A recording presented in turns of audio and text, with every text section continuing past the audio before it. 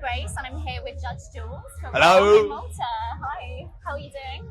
Good. I'm not wounded so far. It's quite a long weekend of DJing for me, but I really wanted to. First time I've done the Maltese weekend. I'm very excited to be here. So let's hope we don't feel quite as wounded, or don't feel more wounded after the set when you've been prancing around in the heat. You know, we'll see. Definitely. And it's your debut Rong set?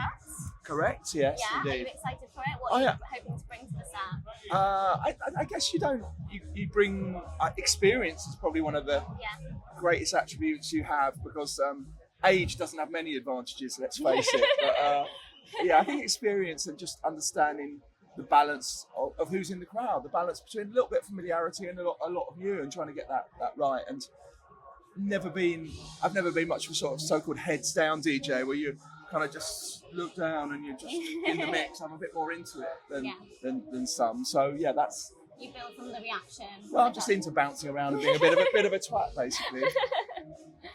Do you approach creating a set differently from a festival versus a club gig?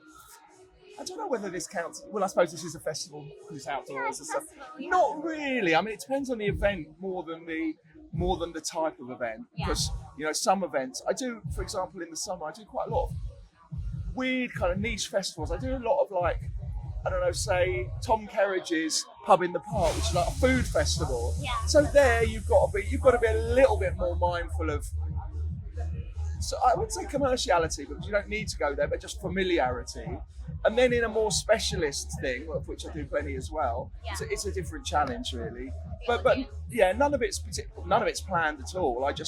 I think you arrive in the kind of digital era. You arrive with your memory sticks packed full of literally thousands of tracks, and you've just got to know what's on your memory sticks well, and know where they are, and to be able to find them quickly, and you make on the fly decisions. And I think I've been doing this it's almost embarrassing to admit, but I've been doing it 4 decades now. And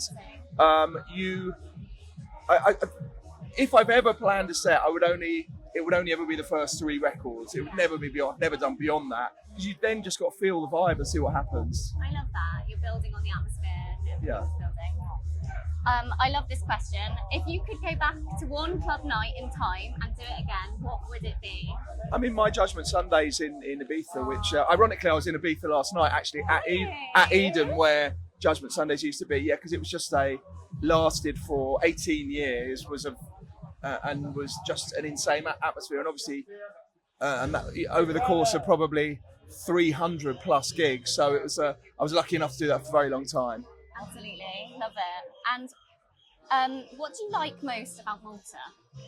Well, do you know, I've been to Malta. I'd say this is probably the 6th time I've been to Malta to DJ, but I've only ever been for 1 day at a time. It's one of those straight in, straight out destinations. Not deliberately, just because I've the itinerary. Like tomorrow, for example, I'm going to Poland, so I'm not able to be here for long.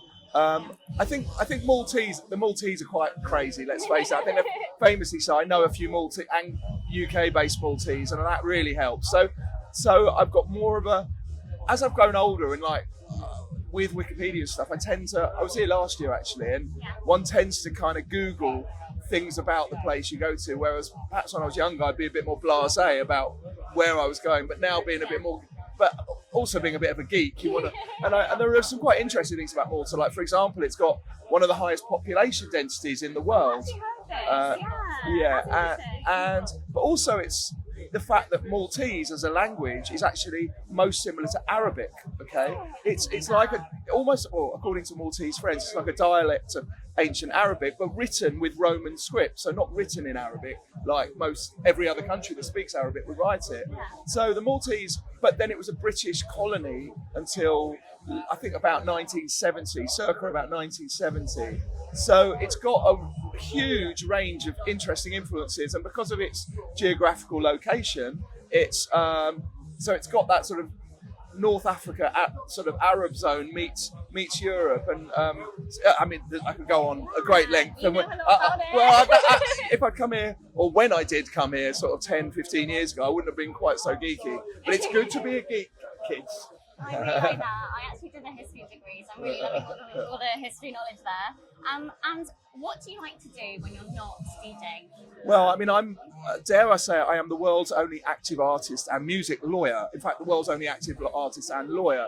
So I've got a legal practice, which I'm probably 4 days a week in office, and then whenever is necessary beyond that. I specialise in electronic music, obviously. I don't really like to drop names because I don't think it's appropriate when you're a lawyer to do that, but suffice to say, some very, very world famous DJs in my legal practice. So that's the sort of yin and the yang, if you like, of my life. That's really fascinating. I didn't know that about you. Thank you so much for chatting with me today. My pleasure. And looking forward to hearing your set. Cheers. Thank you.